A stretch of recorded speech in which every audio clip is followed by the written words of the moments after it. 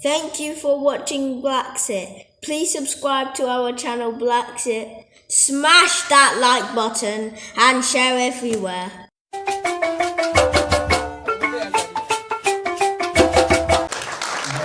News and current affairs at QTV, but I'm also an historian, and I also write a monthly column for the BBC, and I do a podcast. It's called Letter from Africa.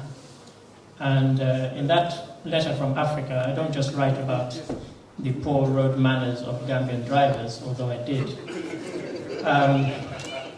I also write about, there's an article there in the 16th of February 2020, and it was called Why I Decided to Leave the UK and Go Home. And here I am. Now, the theme is, there's a kind of sub-theme to my talk. It's called I Feel Lucky. I never say I am lucky because I always think that's kind of jinxing myself. And so it's in three parts. It starts with a poem, so just bear with me. I might overrun by about 30 seconds, but no more, I hope. And then the middle bit, I talk about myself, and then I talk about the media. I've been a journalist for about 40 years. I retired, but when I retired, I didn't want to just sit and do nothing. So my son, who's 35, lives in America, and he's hoping to come back home. You know, one of the things I want to do is that from the age of 1, in fact, the first time he ever came to an African country was on his first birthday, and I made sure he came home every year after that, on his birthday. I grew up and went to school in Sierra Leone, but my father was born in the Gambia. And so I said I would start with a poem, and the poem I wrote during Black History Month in England. Somebody had heard me speak and asked me to write a poem to celebrate and commemorate Black History Month. So I'll start with the poem, and in the middle bit I'll talk a bit about myself, and it all ties together, believe me. The poem, the bit about myself and my heritage and my culture, and working as a journalist, and why we have the narrative about how we paint our brothers and sisters who are not from Africa, why it matters. So let me crack on with the poem. It's called Africa and Africans. The beginning sounds a bit like Shakespeare, but after that it's all my own work, really. So it says, friends, comrades and Africans, put away your fears. Give me just a few moments to wipe away our tears. Come closer and give me your hand, and join me on a journey across our motherland.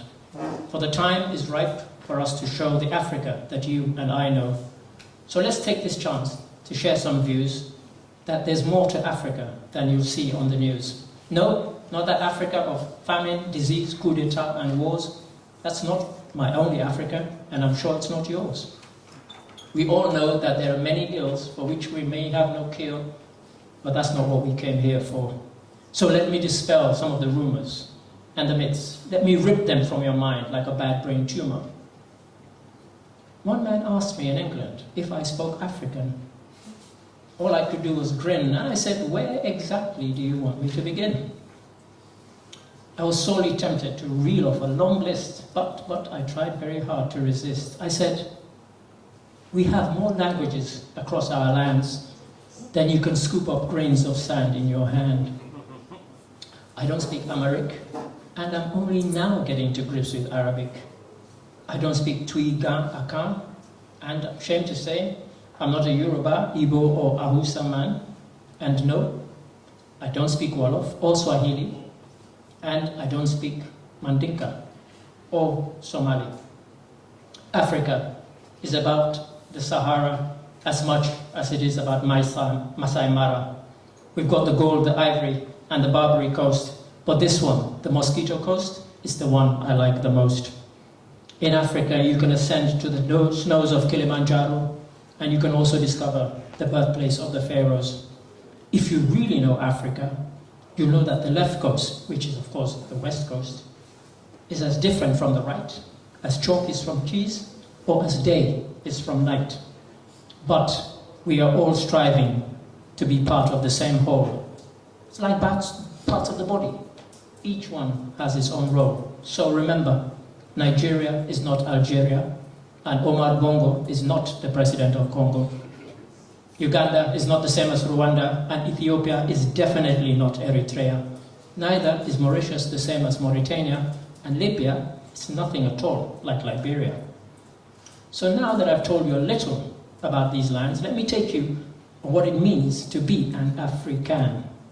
In all parts of our continent, east, west, north, and south, we speak as much with our hands as we do with our mouths.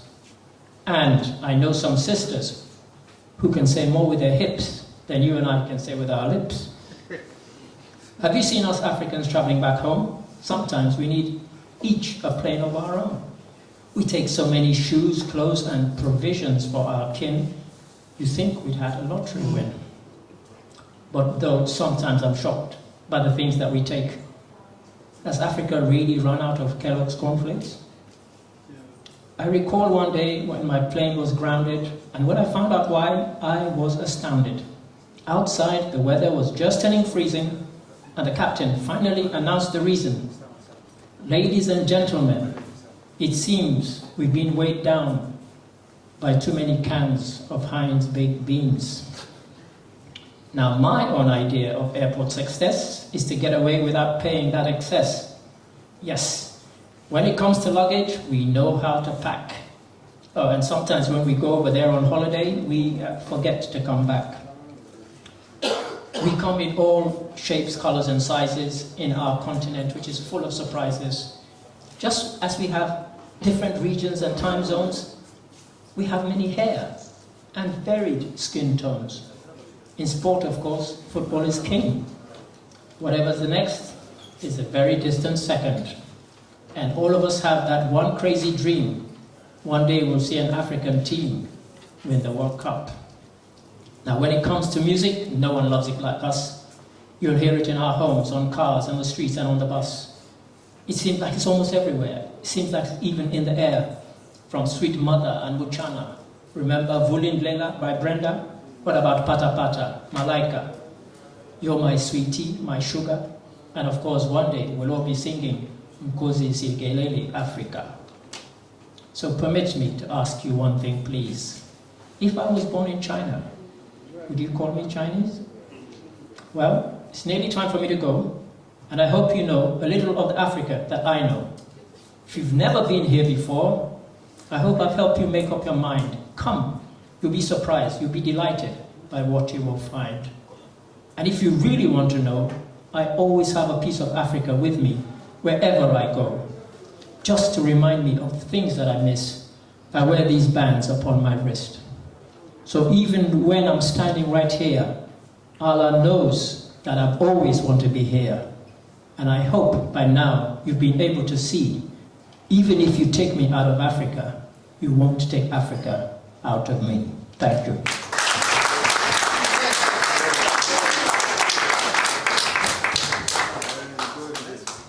Now, I mentioned about being a historian and working for the BBC, and that's where the media thing comes in. When I first joined the BBC, I joined the World Service, and as an African, I was horrified because they wanted to tell a particular story of Africa, and as somebody who grew up in Sierra Leone and went to school in Sierra Leone, I did not recognize the Africa that they were trying to portray. And so within the BBC, us Africans who were there ended up having to start our own little kind of guerrilla movement within the World Service to make sure we told the story that we wanted to tell. I once had the idea to go to Sierra Leone and tell the story of the power of radio. And then the guy who went there, who was my producer, all he wanted to talk about was the Civil War. And I said, well, that's not the only thing that has happened to Sierra Leone. There's so much more, but that was the story they wanted to tell. And even within the World Service of the BBC, with all its fine ideals, they gave a particular narrative of Africa. That has changed greatly, of course. You now have Focus and programs like that, which is by Africans actually telling the African story. But I mention this because of the fight There has to be, and there has been. And when it comes to the Gambia and about people coming back home, I'm almost ashamed that we're even having this discussion as any kind of serious discussion. If you just bear with me, I shared something with Juliet yesterday, something that happened in Sierra Leone. The president of Sierra Leone, Julius Maada Bio, he and I don't always see eye to eye. But 2 days after Independence Day this year, he actually gave citizenship to 59 people who had come back in the way that Juliet and others want to come back here to the Gambia. And there's something that he said which really resonates with what it is we're trying to do here. And he said, this partnership is perhaps the most significant milestone for African ancestry since we created a way for black people to trace their roots using DNA. And then the president said this: we welcome you to acquire land, live in our communities, invest, build capacity, and take advantage of business opportunities. That was President Bio. And do you know, one of the articles that I'm doing for the BBC, I was looking at African constitutions. And Sierra Leone is the only country in Africa which has a particular phrase in its constitution. And the phrase was inserted in 1962, so it was a year after independence. And that phrase says this, that to have citizenship in Sierra Leone and be allowed to vote, you have to be of pure Negro African blood. It's the only constitution in the world that has that phrase. The fact that they even thought of putting it there says a lot. So us in the media, we have to hold honest conversations about what we're talking about here today. Because let's be honest, when we go out, I just did a trip where I went to Basse, to Jarasoma, and to Farafenni, and I spoke to people, and this topic came up. And there are some people who fear the likes of Juliet and others who want to come here. And what has been said by Mahdi is really to the point. It's like saying, I'm scared of welcoming my brother or sister back home. And I said to them, unless we see them as us, rather than the other or something else, that will never change. And we in the media, we have a role to play. I hate using the phrase sensitized because it's being abused and overused by all these NGOs who hold press conferences, seminars and workshops. But we need to sensitize people into accepting that the people we are talking about are family. They have this in common with us. And because of that, in the words of Peter Tosh, no matter where you come from, as long as you're a black man, you're an African. And that is what we have to teach, and that is what we have to preach. Thank you for listening.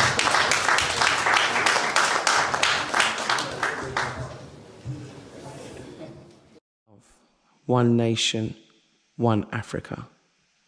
Thank you, BlaXit family. Please keep watching and remember, follow your dreams.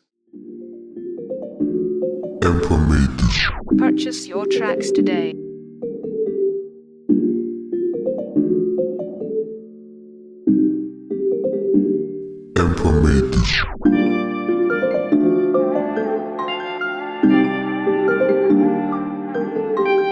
Purchase your tracks today.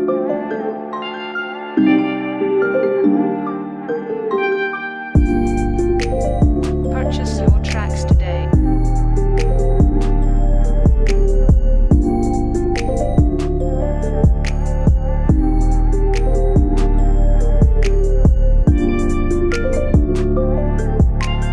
Purchase your tracks today.